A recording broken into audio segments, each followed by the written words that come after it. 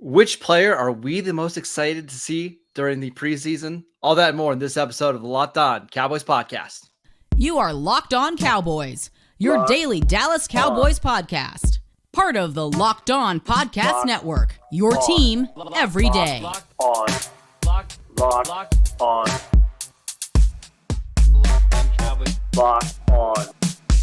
Cowboys.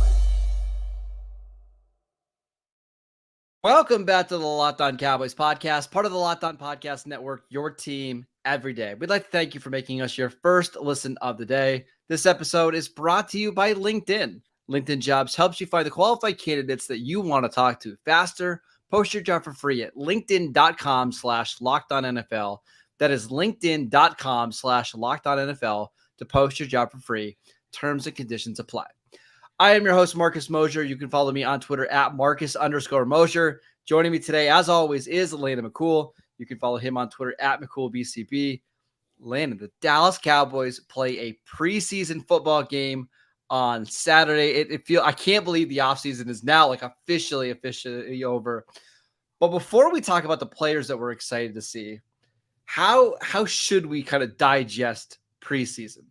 Yeah, and listen, first of all, I'm as excited as anybody to see tackle football, as I will call it, back on the menu, right? Because up until now, even in training camp, when you've got pads on, it's a pad, it's a pop and a hit, and then that's the end of the play. No one's being taken down to the ground on purpose. There may be some overzealous young players that are enjoying it too much, but on purpose, no one's being taken to the ground. This is different than the preseason, but I think Marcus brings up a very good point, is that we all get super excited. Football's back, and here's a preseason game, and this is what this is. But we need to remember, what the priorities are of the teams that are playing in these games, because this is not a regular game. And I obviously, I mean that in the sense that the starters aren't playing, but I think people need to remember when they're watching the game that the goal of a regular season game is to win the game at all costs. That is definitely not the case in the preseason game. Would they like to win the game? Sure, that would be a great bonus. The most important thing in this game, A, is that no one gets hurt. Yeah, the second most important thing is that B, you get an opportunity to evaluate the players that you have on your roster against another roster. And what that means is that sometimes you're going to call plays that are about seeing a player do a specific task versus another defense more than it is about getting the first down or getting the touchdown, or you know what I'm saying? So, well, I think a good example of this is like, and I promise you'll see this tomorrow.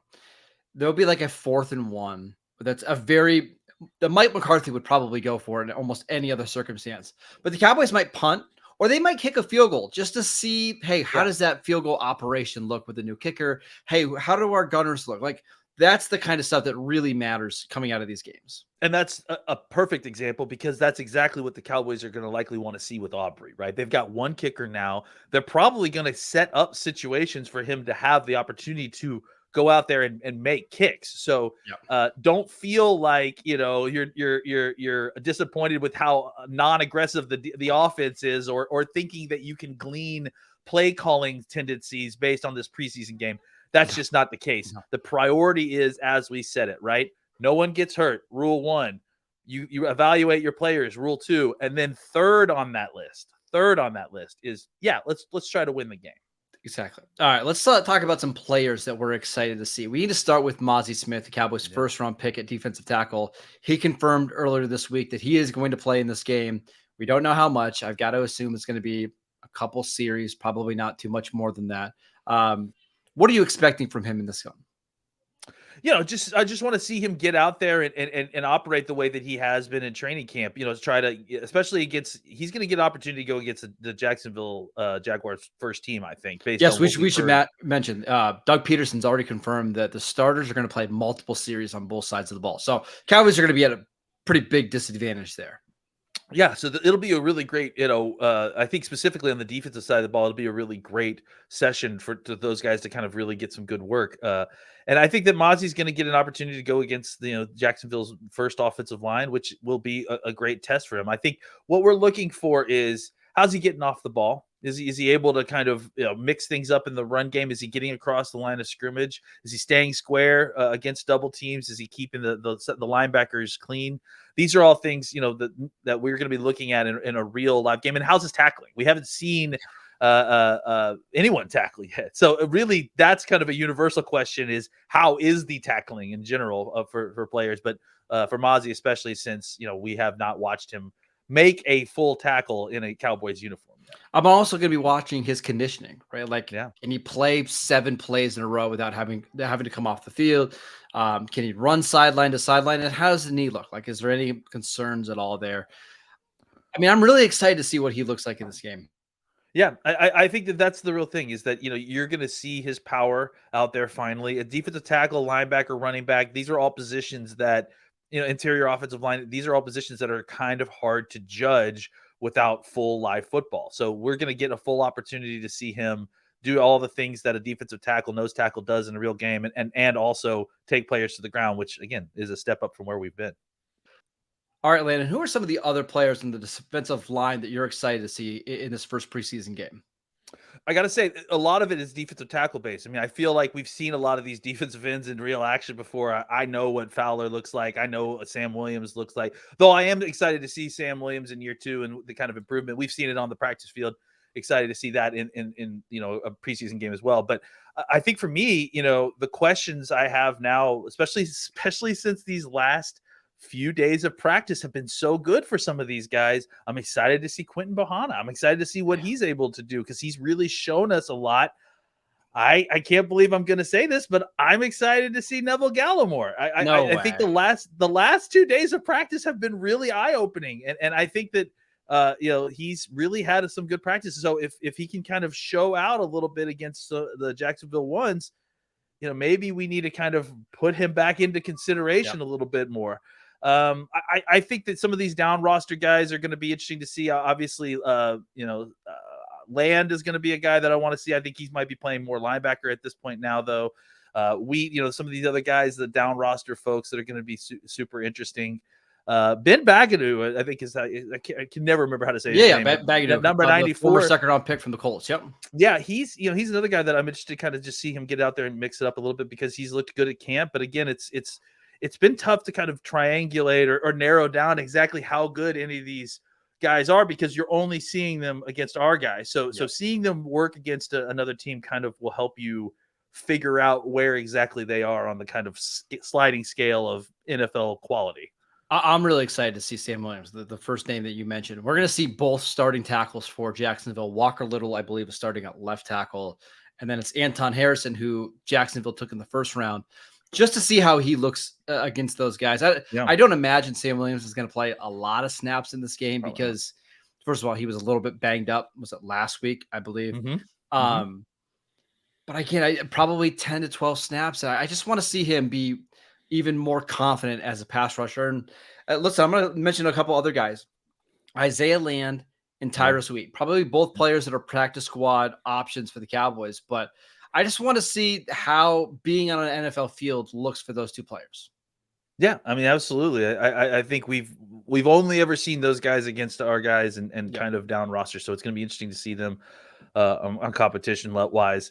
And then there's also just, a ton of other offensive players that obviously we're going to need to get to as well.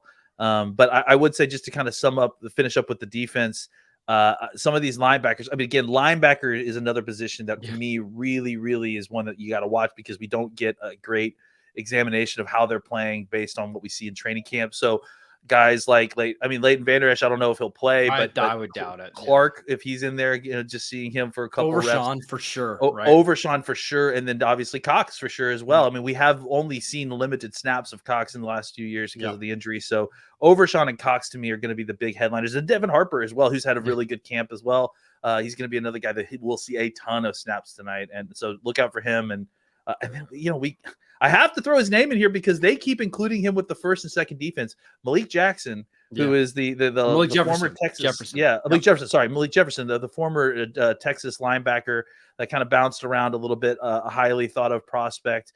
He hasn't really necessarily flashed a ton, but they really like him, and they've played him in some of the higher ranking groups. So I would imagine he gets a lot of play out there on Saturday, so look out for him as well. He was on the practice squad for most of the year last year, Yeah. so the Cowboys clearly like him. He's a fantastic athlete. Someone just to kind of keep an eye on in case, the Cowboys want to move off of Devin Harper, or if there's an injury, Malik Jefferson, I think a former 3rd round pick, I believe. That sounds right. Second or third. Yeah. Let's talk about some of the receivers that we are interested in watch in this game next. This episode is brought to you by LinkedIn. These days, every new potential hire can feel like a high-stakes wager for your small business. You want to be 100% certain that you have access to the best qualified candidates available. That's why you have to check out LinkedIn Jobs. LinkedIn Jobs helps you find the right people for your team faster and for free. It is so easy to create a job post on LinkedIn Jobs. All you have to do, add your job and then the purple hiring hashtag frame to your LinkedIn profile to spread the word that you're hiring.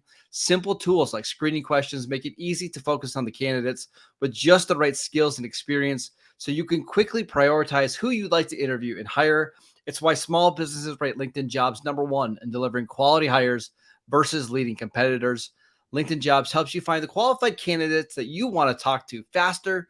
Post your job for free at linkedin.com/LockedOnNFL. That is linkedin.com/LockedOnNFL to post your job for free. Terms and conditions apply. Welcome back to the Locked On Cowboys podcast. Everydayers, we will be back on Monday to break down the Cowboys preseason game. We're going to have a little bit of time to watch the film, talk about the biggest winners and losers. So make sure you tune back in on Monday. Lena, let's talk about Jalen Tolbert, who we discussed him on last night's podcast. If you missed it, go check it out. It's on YouTube. Jalen Tolbert's one of the biggest winners of training camp so far, regardless of position. No. Can he translate it over to the preseason? That's the big question, right? I mean, I think at this point, we've seen a lot of him at training camp, and to the point where way more than I actually ever expected to see from him at training camp as we stand. And I think it's a huge step now to kind of go into this next realm, and this is always the next threshold, right? It's we see these guys perform in these first few weeks of training camp, we get excited, and then we need to see them take it to a game and do it underneath the lights. And another thing that I forgot to kind of point out at the top as well is that this is a good time to find new guys that, are kind of going to start their own drum beats, because some of these folks need these games. Some of the players are just gamers, right? They're not practice players. Gamers, and it's a thing. Dak Prescott is, honestly, one of the best of these. Like if you remember back when he was first getting started, he was terrible in practice. Trust me, I've seen tons of them. And he was just not able to hit the broadside of a barn, it felt like at times. I'm talking about his rookie year before he was a starter, 2016, right? Yep. And even his first year as a starter, he was not as good a practice player as he was in the games. But I remember his first preseason game against the Rams, which he started flawless. Didn't have a single incompletion. In fact, I think he had like one incompletion in his first 2 games, and there was like 5 touchdowns thrown. He's just one of those guys, you get him under the lights and things slow down for him. Still one of my favorite all-time football games to go to was that preseason game in LA. It was a lot of fun. Anyways, Coliseum, right? Oh yeah, the first game back to the Coliseum, first game back for the Rams. The crowd was absolutely electric because Cowboys fans were excited for Dak and Rams fans were excited for just football. So I do think that that's something to keep in mind, is that there are going to be guys who will show up here that probably didn't show up as much as practice. And I think the other guy to mention here, besides Jalen Tolbert, that needs to kind of take a very, very successful training camp into a preseason game is Jalen Brooks, right? Mm-hmm. A guy that is, the drumbeat has been just as loud as it has been for Jalen Tolbert, except maybe a rung beneath him, right? This is a situation where he needs to go out and prove that he can do what he's been doing on the practice field against other competition. He's going to be doing it probably against a rung higher competition than he's used to as far as depth charts goes. So this is a lot of opportunity for him to go out and prove that this is not just a fluke, that he deserves to be here.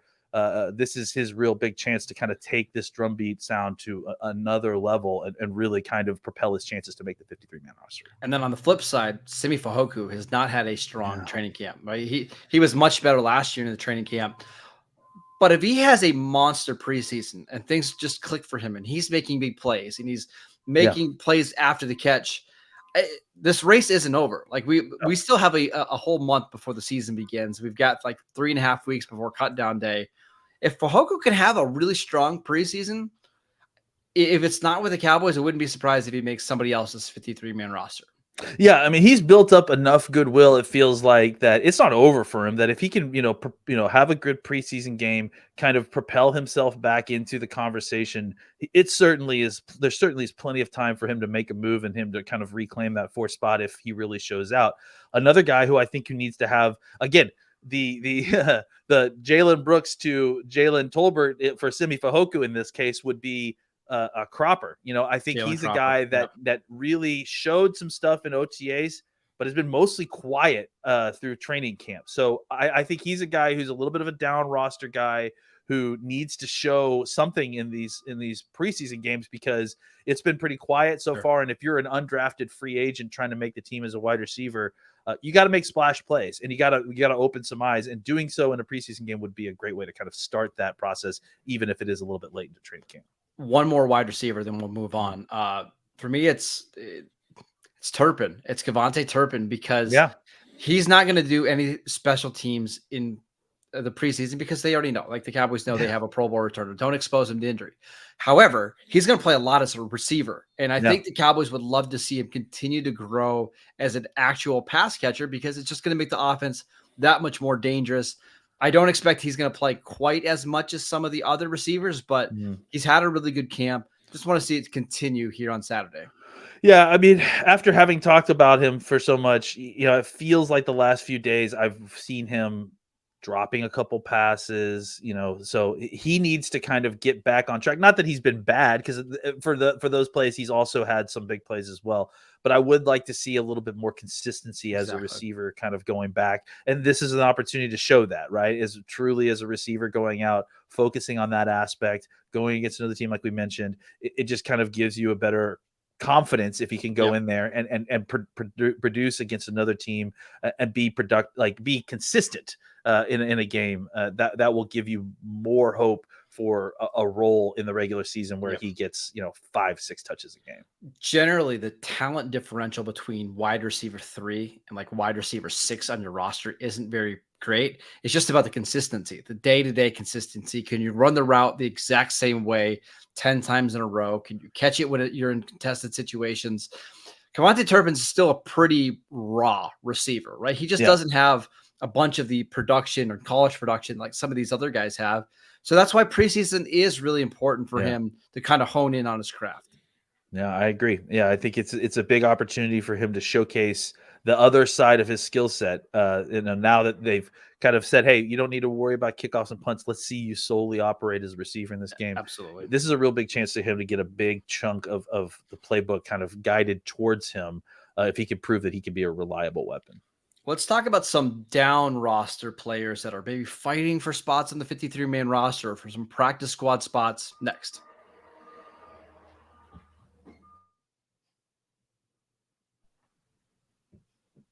Welcome back to the Locked On Cowboys podcast. We are previewing the Cowboys' first preseason game against the Jacksonville Jaguars.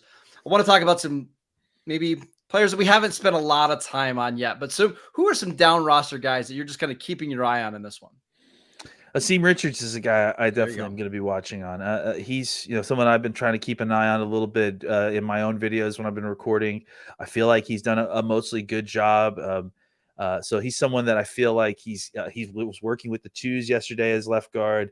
And I think that honestly, I could probably expand that out to a lot of these kind of just down roster interior offensive linemen. I feel like a couple of them started to really come around a little bit these last practice yesterday and the day practice before. So, guys like Brock Hoffman and Farniak and Alec Lindstrom, who I noticed for the first time. TJ Bass. TJ Bass, who I thought had a better practice the other day. These are all guys that I think that we're going to keep eyes on, especially in light of what happened with Chuma Edoga and not really having a timeline yet of when he's going to be back. This is a real opportunity if one of these guys can just show you something. And I have to include him. I don't like it. I don't like the guy, but I have to include him. Josh Ball is another name too that we have to kind of include. That he's clearly been out there with the first team at right guard. I don't know if that actually means anything more than he's getting the first crack at it, but his play has been a little bit better these last few days. I do feel like the offensive line has kind of started to really get into sync finally. So that's really where I mean, some of the down roster folks that I'm going to be focusing on, just because I feel like that's the spot where we have a lot more unknown than we do in a lot of the other kind of positions that we've seen. Speaking of another player that you don't like, but I like a little bit, I'm excited to see Hunter Lipke. I want to see how the Cowboys use him. What's his role look like? Are they using him as an actual running back? Is he a fullback? Are they using him as an H-back? Or, here's my suspicion, maybe we just don't see him a lot in this game. And maybe we don't see him a lot in the preseason as the Cowboys it sounds like they're trying to maybe hold the cards a little tight to the vest when it comes to Hunter Lipke, but that's one of the names I'm watching. Yeah, I mean, obviously I'm a fan. This is really rude of you to suggest that I don't like a fullback. No, I wouldn't be surprised either way, honestly. Neither would I. Because I think that there's an argument to be made that there aren't a ton of running backs with Rojo out. Obviously, Pollard's not going to see very many snaps if he sees any at all. There's not going to be a ton of running backs to kind of eat up all the snaps that are required to get through a game. So if they hold Lupke out to kind of be a little bit coy, they're going to give a huge amount of carries to the other three running backs. So, it's possible. Maybe what they do is they give Lupke some fourth down running back opportunities. Sure. Fourth quarter opportunities. And then maybe before that, he kind of gets rotated in like on some goal line, I formation stuff, whatever. That certainly is possible. I think no matter what, though, we are going to see an extremely healthy dose of Rico Dowdle, of Malik Davis, and of Deuce Vaughn. So those guys are definitely going to get a ton of carries. It will be interesting to see how they deploy Lefke, because I do feel like clearly he has a future on the team in some sort. It's interesting to see exactly how they're trying to manipulate him onto the roster, or exactly what the plan is at this point. Right? To me, he just feels like a guy that's going to be on the practice squad that they pull up several weeks, just depending on the matchup, right? So keep an eye on him. Two more for me. We mentioned this guy yesterday, John Stevens Jr., a tight end, super athletic. He's had some good practices. You mentioned yesterday that he was practicing with the ones. I don't want to spend a ton of time on him because we've talked about him a lot. But the other one for me is Will Grier. Now, the Cowboys only have 3 quarterbacks on their active roster. Dak isn't playing. So that means that the way that I think it's going to happen, Cooper Rush is probably going to get the first half, and Will Grier will get the second half. I just want to see Will Grier go out there and make some plays and play loose and have fun, because when he's doing that, it's when we get the best version of him. Yeah, I mean, even last year when he was, really, really struggling through that groin injury, you saw playmaking ability. You saw a guy that you felt like at points could push Cooper Rush for that quarterback 2 spot. And then it kind of, at the end of training camp, kind of fell off for him a little bit. I think, I think honestly, it became too much with the injury, and he was straining too much and pushing too hard. Now he's fully healthy. He understands what his role is on the team. And I think that the great thing about it is that you've got a guy in Will Grier who, if he has a really good camp, maybe he could push Cooper Rush next year, or maybe he could be the guy that you consider to be the backup next year. But either way, I feel like it's been a really long time.